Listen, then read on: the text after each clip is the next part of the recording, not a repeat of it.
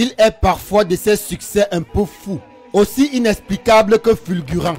Sur les réseaux sociaux, chacune de ces publications rencontre un succès immédiat.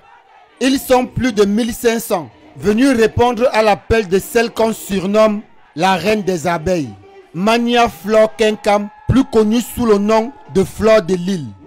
La blogueuse, influenceuse et entrepreneur camerounaise continue de marquer les esprits et d'agrandir son cercle de fans fidèles.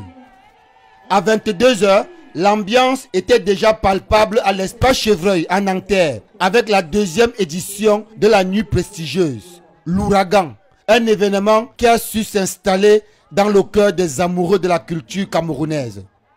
Un sentiment de promouvoir la culture camerounaise encore une fois de plus. Merci à Flore de Lille qui a permis à ce qu'aujourd'hui on reconnaisse toutes les valeurs du Cameroun. La soirée a pris son envol lorsque les artistes ont fait tour à tour leur apparition sur la scène. La foule, majoritairement camerounaise, mais aussi composée d'amateurs de culture africaine de tout horizon, est déjà en effervescence. C'est Benzina, icône du Bensikin, qui ouvre les festivités et donne le ton.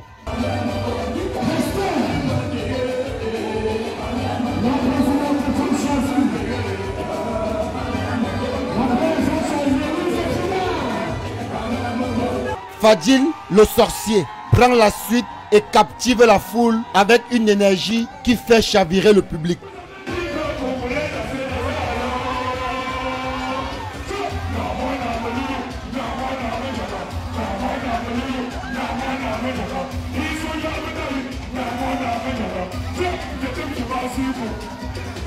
Puis, c'est au tour de Mani Bella, la reine du Bitkoussi, de faire son entrée. Sa voix transporte le public dans une ambiance purement festive et authentique.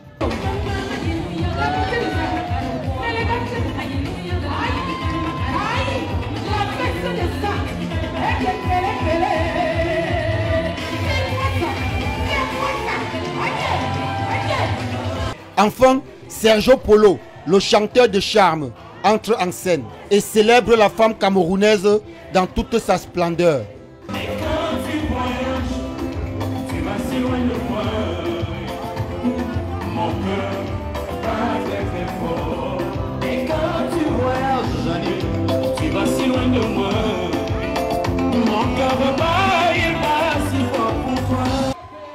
Puis vient le moment tant attendu. Flore de Lille, la MAF fait une entrée majestueuse. Surnommée la reine des abeilles par ses fans, elle est acclamée dès son apparition. Les cris montent crescendo, tandis que chacune espère pouvoir l'apercevoir, la voir et la toucher. Des fans arrivés de toutes parts, certains ont traversé la France, l'Europe et les États-Unis.